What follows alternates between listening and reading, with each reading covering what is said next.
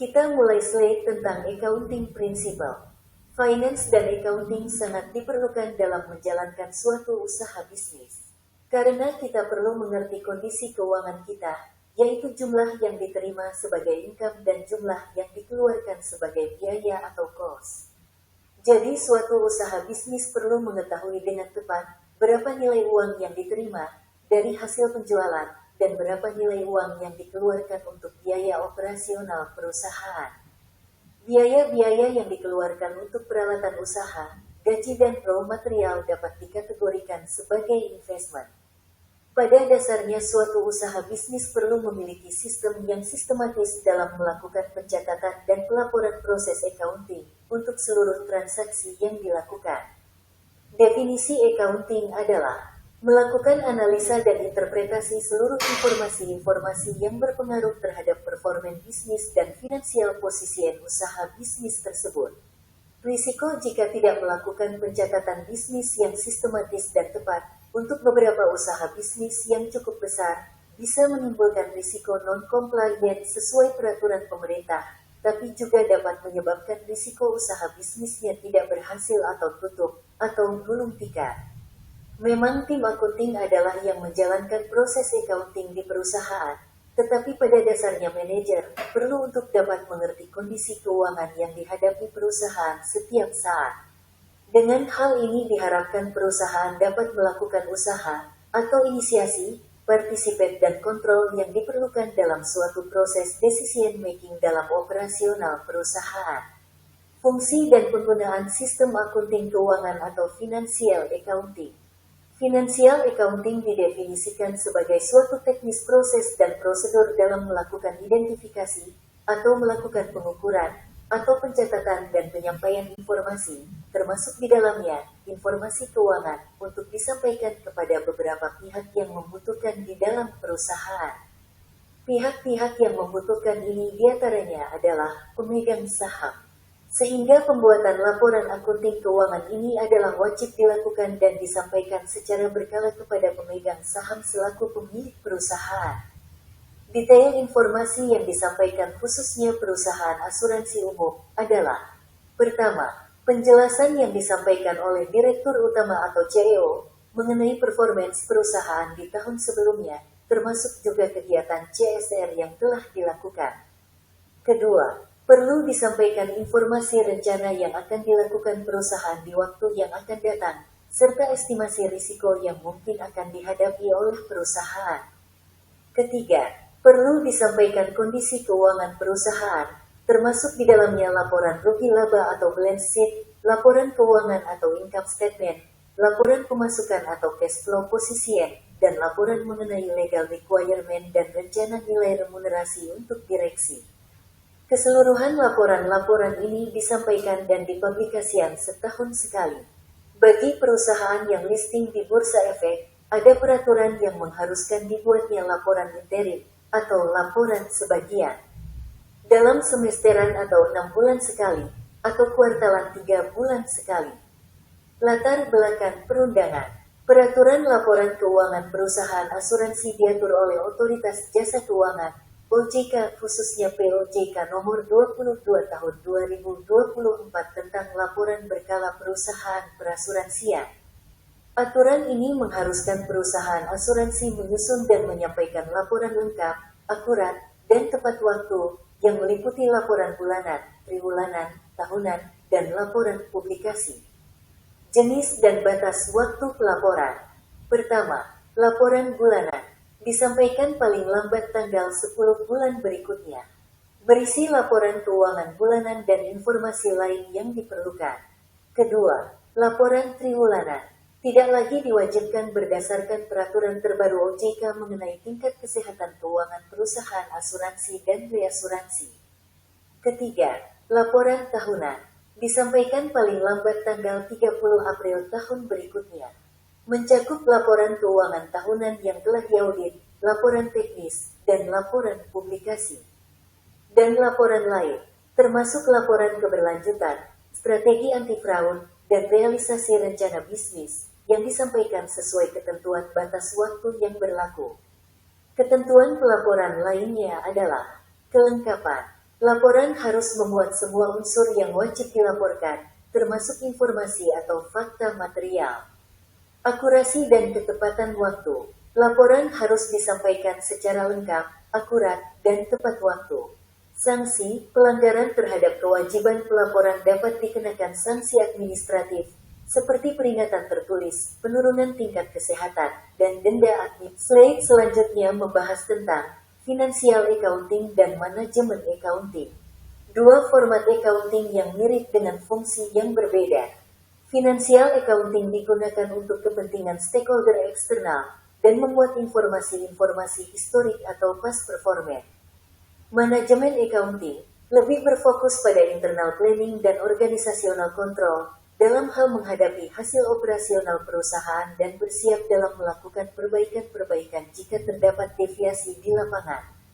Manajemen Accounting berfokus pada Principle of Costing, yaitu prinsip yang berfokus pada informasi-informasi mengenai profit perusahaan dan overhead biaya dari seluruh komponen operasional perusahaan. Principle of Costing tidak memiliki satu arti tunggal yang spesifik, namun merujuk pada prinsip-prinsip dasar dan metode yang digunakan untuk menghitung dan mengelola biaya produksi suatu barang atau jasa. Tujuannya adalah untuk menentukan harga pokok produksi, HPP, mengevaluasi efisiensi operasional perusahaan, dan membantu pengambilan keputusan bisnis. Secara lebih rinci, Principle of Costing mencakup: pertama, prinsip penentuan biaya yang sistematis, yaitu proses pencatatan biaya secara akurat dan sistematis. Kedua, dilanjutkan dengan teknis perhitungan biaya produksi, yaitu menghitung seluruh biaya yang dikeluarkan untuk menghasilkan produk atau jasa yang meliputi biaya bahan baku, tenaga kerja, dan overhead. Dan kemudian adalah metode perhitungan biaya, dengan cara memilih metode yang paling sesuai dengan jenis bisnis. Beberapa metode yang umum antara lain: Job Order Costing. Metode costing ini cocok untuk perusahaan yang memproduksi pesanan khusus. Process Costing. Metode costing ini digunakan untuk perusahaan dengan produksi massal yang terus-menerus. Activity Based Costing (ABC). Teknis costing ini mengalokasikan biaya berdasarkan aktivitas yang menyebabkan biaya tersebut. Standard Costing, yaitu metode yang menetapkan biaya standar di awal dan membandingkannya dengan biaya aktual. Selanjutnya adalah Target Costing, yaitu teknis menentukan biaya target berdasarkan harga jual yang diharapkan dan laba yang diinginkan. Dan yang terakhir adalah manajemen biaya, dengan cara mengelola biaya agar tidak melebihi biaya yang telah ditargetkan. Jadi, Principle of Costing adalah serangkaian prinsip, teknik, dan metode yang dipakai perusahaan untuk memahami dan mengendalikan biaya produksi. Perbedaan antara akuntansi manajemen dan akuntansi keuangan. Perbedaan utama antara akuntansi manajemen dan akuntansi keuangan adalah tujuan, pengguna informasi, dan orientasi waktu. Akuntansi keuangan berfokus pada pelaporan historis kepada pihak eksternal, yaitu investor, kreditur sesuai standar yang berlaku, sedangkan akuntansi manajemen berorientasi pada masa depan untuk membantu manajemen internal membuat keputusan strategis dan operasional. Tujuan dalam akuntansi keuangan adalah melaporkan kinerja keuangan perusahaan secara akurat dan transparan kepada pihak eksternal. Dalam akuntansi manajemen, tujuan adalah menyediakan informasi yang relevan untuk perencanaan, pengendalian, dan pengambilan keputusan internal. Pengguna informasi. Dalam akuntansi keuangan, pengguna adalah pihak eksternal, investor, kreditur, regulator, dan publik. Dalam akuntansi manajemen, pengguna adalah pihak internal, yaitu manajer, direksi, dan karyawan. Orientasi waktu dalam akuntansi keuangan berfokus pada data historis atau masa lalu. Orientasi waktu akuntansi manajemen berfokus pada masa depan, seperti perencanaan, anggaran, dan proyeksi. Standar format pelaporan akuntansi keuangan wajib mengikuti standar akuntansi yang berlaku, seperti IFRS atau GAAP, atau di Indonesia menggunakan format PSAK. Dalam manajemen accounting, format tidak terikat pada standar eksternal. Formatnya fleksibel dan ditentukan oleh kebutuhan manajemen. Sifat laporan pada manajemen keuangan. Laporan bersifat umum, seperti laporan laba rugi, neraca, dan arus kas. Sedangkan dalam manajemen accounting, laporan bersifat spesifik dan detail, seperti analisis biaya per produk atau anggaran departemen. Pengguna akuntansi keuangan adalah pihak yang tertarik dengan informasi keuangan perusahaan, baik internal maupun eksternal. Pihak internal antara lain adalah pemilik, manajer, dan karyawan, sementara pihak eksternal yang utama adalah investor dan kreditor pemberi pinjaman serta pihak lain seperti pemerintah, pemasok, pelanggan, dan publik. Pengguna internal, pemilik dan manajer, menggunakan informasi untuk mengelola perusahaan, membuat keputusan operasional, dan merencanakan masa depan. Karyawan membutuhkan informasi untuk negosiasi gaji, tunjangan, dan keputusan lain terkait pekerjaan. Pengguna eksternal, investor, membutuhkan informasi untuk memutuskan apakah akan membeli, menahan, atau menjual saham perusahaan. Kreditor dan pemberi pinjaman menggunakan laporan untuk menilai kemampuan perusahaan membayar utang. Pemerintah menggunakan informasi untuk tujuan pajak dan regulasi. Pemasok membutuhkan laporan untuk menilai kemampuan pelanggan dalam membayar utang. Pelanggan menggunakan laporan untuk menilai kelangsungan perusahaan, terutama jika mereka bergantung pada produk atau jasa dari perusahaan tersebut. Publik, termasuk pesaing dan masyarakat umum yang tertarik dengan kinerja dan stabilitas perusahaan, terutama jika sahamnya diperdagangkan secara publik. Selanjutnya, slide mengenai informasi-informasi dalam konteks manajemen accounting yang dibutuhkan oleh stakeholder. Para stakeholder membutuhkan informasi baik secara kualitatif dan secara kuantitatif menyangkut informasi keuangan perusahaan. Informasi keuangan kuantitatif bersifat numerik dan terukur, seperti pendapatan dan laba. Sementara kualitatif bersifat non-numerik dan deskriptif, seperti opini manajemen atau reputasi perusahaan. Informasi kuantitatif berfokus pada angka dan analisis statistik, sedangkan informasi kualitatif menjelaskan faktor-faktor yang memengaruhi angka tersebut. Informasi keuangan kuantitatif sebagai berikut. Definisi. Data yang dapat diukur dan dihitung dalam bentuk angka. Contoh, laporan keuangan yang berisi angka-angka pendapatan, beban, aset, dan liabilitas.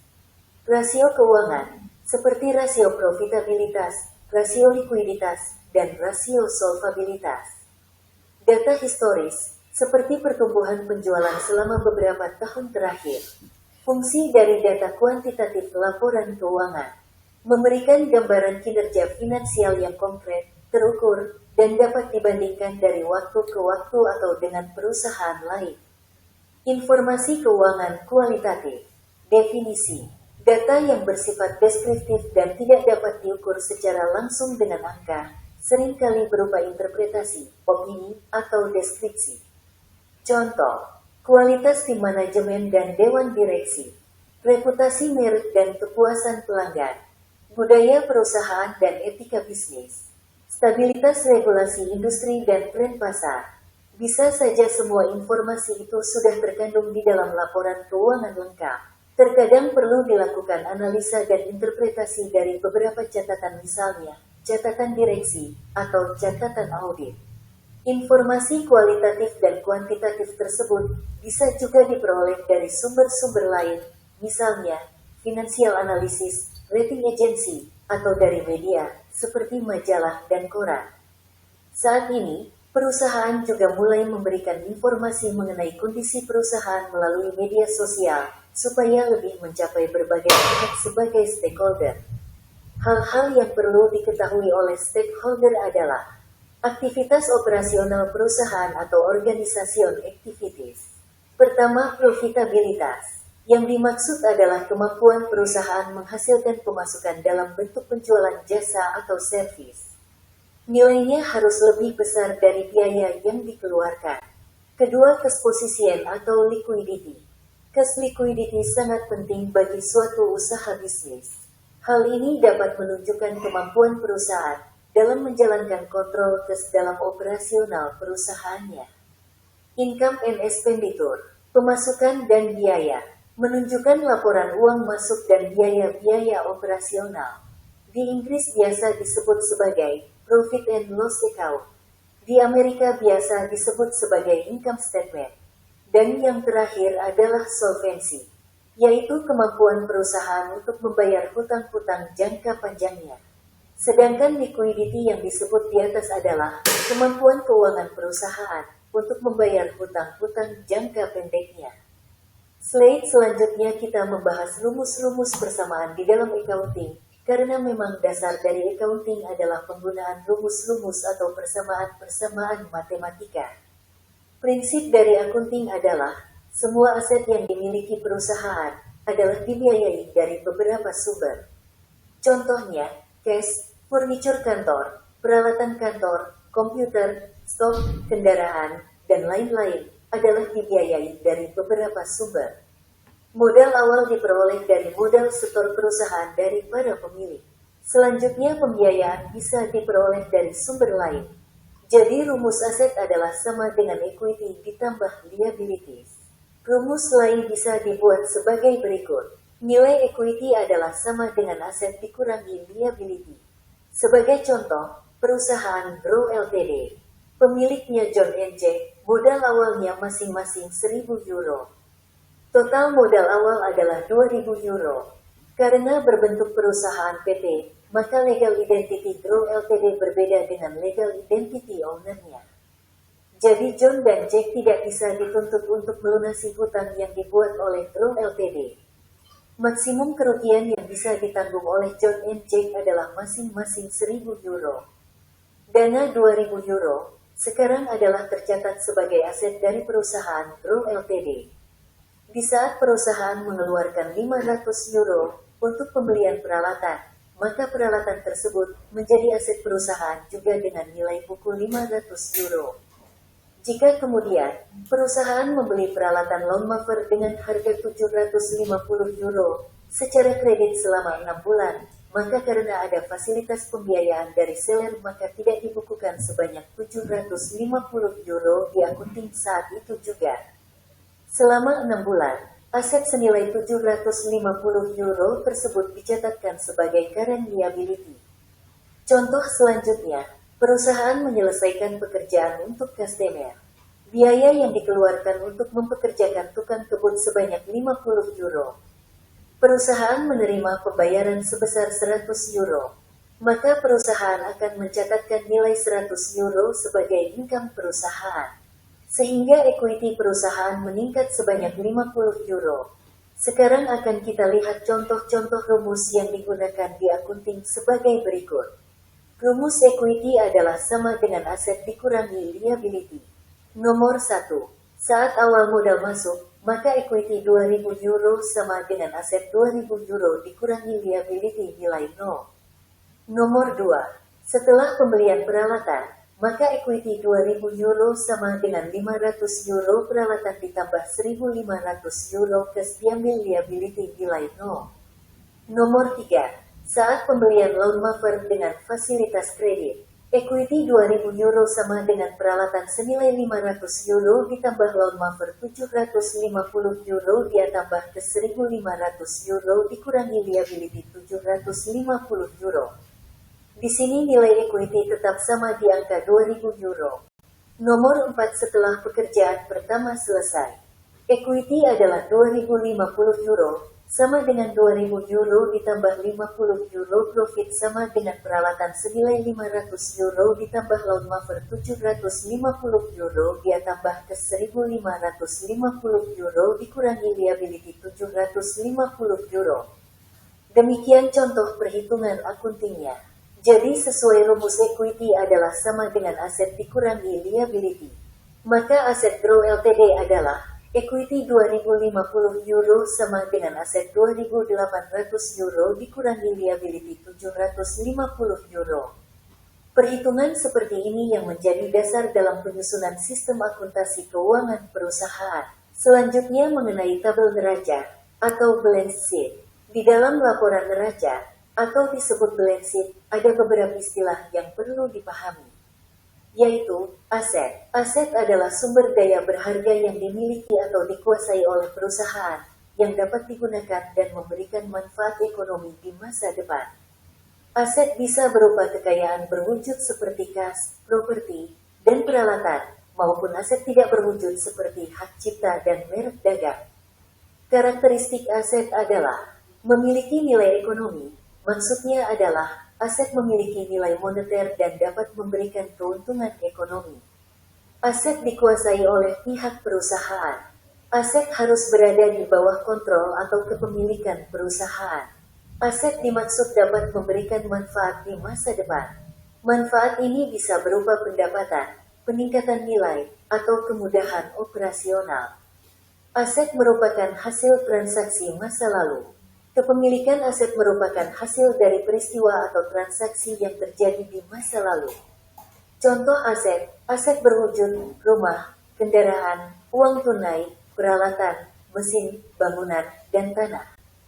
Contoh aset tidak berwujud, hak cipta, paten, merek dagang, dan kekayaan intelektual lainnya. Contoh aset dalam konteks akuntansi adalah, dalam akuntansi, aset adalah bagian dari persamaan dasar akuntansi.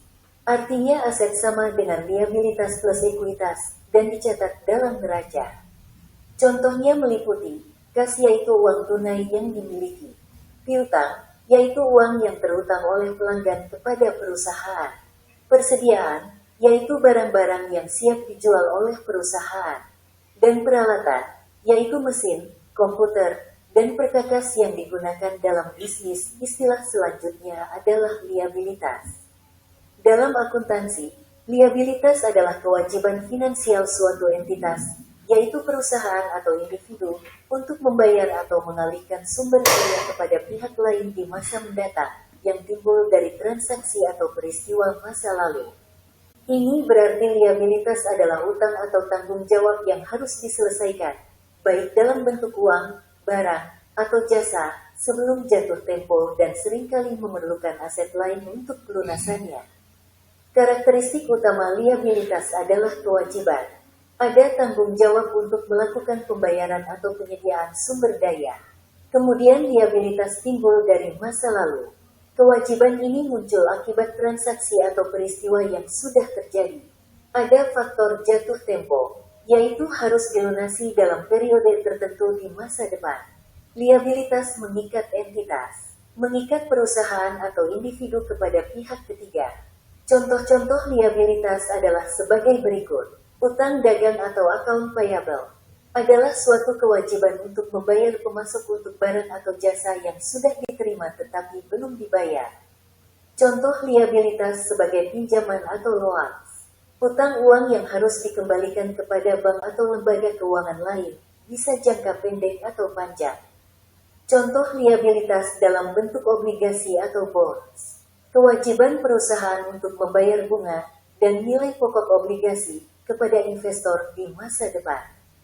Contoh liabilitas dalam bentuk pendapatan diterima di muka atau deferred revenue, yaitu uang yang diterima di muka dari pelanggan untuk barang atau jasa yang belum diberikan.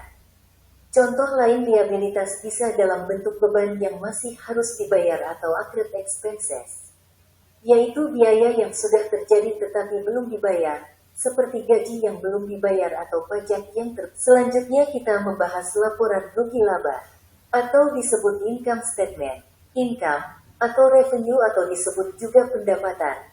Dalam laporan keuangan adalah total pendapatan kotor yang dihasilkan perusahaan dari penjualan barang, jasa, atau sumber lainnya dalam suatu periode tertentu. Sebelum dikurangi biaya operasional, pajak, atau pengeluaran lainnya. Revenue sering disebut sebagai top line karena posisinya di bagian atas laporan laba rugi dan menjadi indikator utama kesehatan finansial serta kemampuan perusahaan menghasilkan penjualan dan menarik pelanggan. Fungsi revenue dalam laporan keuangan menunjukkan kemampuan penjualan. Revenue mencerminkan seberapa besar perusahaan mampu menjual produk atau jasanya ke pasar. Fungsi revenue juga sebagai dasar perhitungan laba. Revenue menjadi dasar perhitungan untuk menentukan laba bersih atau income setelah dikurangi dengan semua biaya yang dikeluarkan. Fungsi sebagai indikator kinerja bisnis. Peningkatan revenue mengindikasikan pertumbuhan penjualan, yang merupakan sinyal positif bagi performa bisnis. Sumber-sumber revenue diperoleh perusahaan dari berbagai aktivitas perusahaan, seperti penjualan produk, penjualan jasa, penjualan aset, pendapatan dari iklan, pendapatan sewa, biaya berlangganan atau subscription, pendapatan royalti atau lisensi. Cara menghitung revenue sederhana atau metode paling dasar untuk menghitung revenue adalah revenue sama dengan jumlah unit terjual dikali dengan harga jual per unit. Contoh, jika sebuah perusahaan menjual 100 unit produk dengan harga Rp10.000 per unit, maka total revenue-nya adalah Rp1.000.000, sama dengan 100 dikali dengan Rp10.000. Expense. Dalam laporan keuangan, expense atau beban adalah pengeluaran yang digunakan untuk membantu proses perolehan barang atau jasa yang telah memberikan manfaat dan habis dalam satu periode akuntansi, sehingga mengurangi pendapatan dan menghasilkan laba bersih perusahaan. Contoh expense antara lain, gaji karyawan, biaya listrik, biaya iklan, atau biaya sewa. Perbedaan antara beban expense dan biaya cost. Beban atau expense adalah pengeluaran yang manfaatnya sudah habis dikonsumsi dalam satu periode akuntansi dan dicatat di laporan laba rugi. Sedangkan biaya atau cost adalah pengeluaran yang masih memberikan manfaat di masa depan atau untuk memperoleh aset jangka panjang sehingga dikelompokkan sebagai harta atau aset. Fungsi dan pentingnya mencatat expense yaitu untuk mengurangi pendapatan.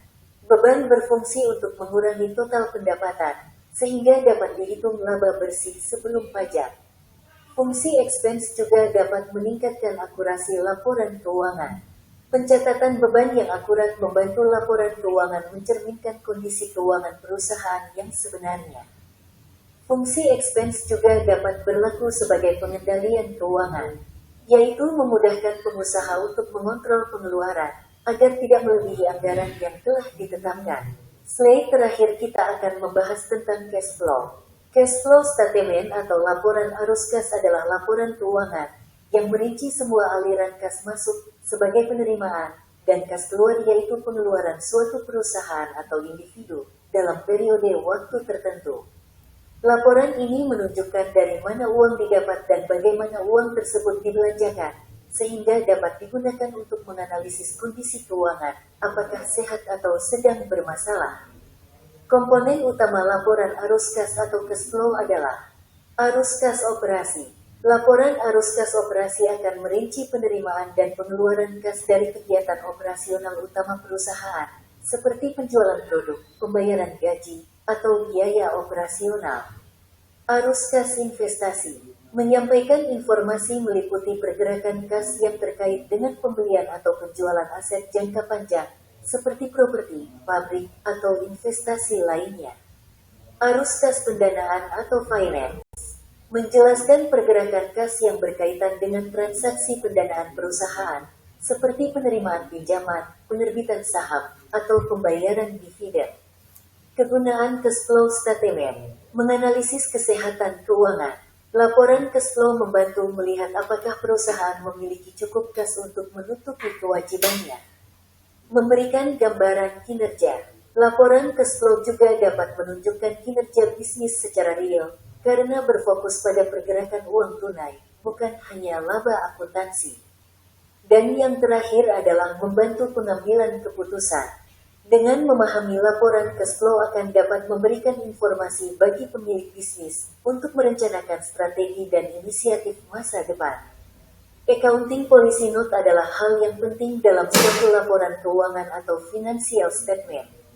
Accounting policy notes adalah catatan atas kebijakan akuntansi yang merupakan bagian dari catatan atas laporan keuangan atau disebut CALK yang menjelaskan seperangkat prinsip, aturan, dan praktik spesifik yang digunakan perusahaan dalam menyusun dan menyajikan laporan keuangannya.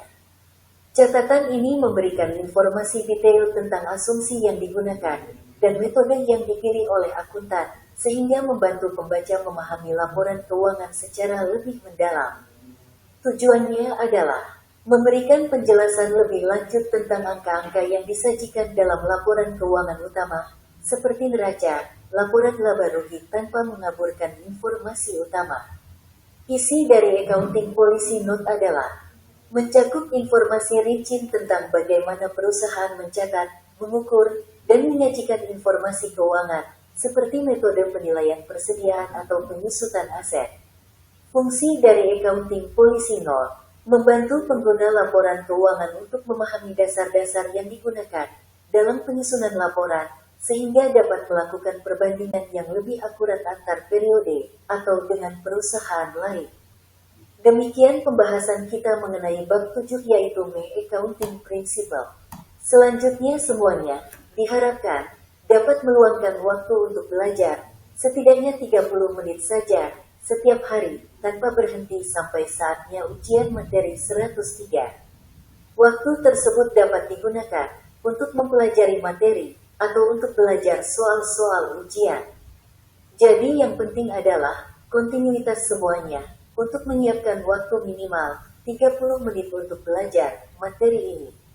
Saat belajar soal-soal ujian, maka gunakan laptop dan menjawab pertanyaan-pertanyaannya menggunakan Word dan disimpan atau di-save. Selanjutnya dibandingkan jawabannya dengan materi yang telah disiapkan. Demikian, terima kasih atas perhatiannya. Semoga lancar di ujian nanti.